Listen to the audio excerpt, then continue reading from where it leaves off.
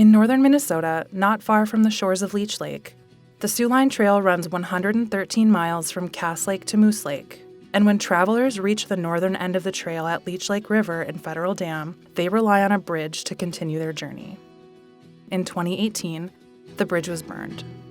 The National Forest Foundation oversees the Soo Line trails as a part of their land management program.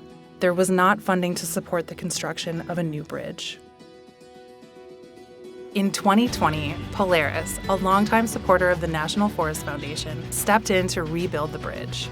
This partnership serves as an example of the types of projects that the Polaris Fund for Outdoor Recreation sponsors. The Polaris Bridge is truly a link, reestablishing a link in a critical and a beloved outdoor recreation resource.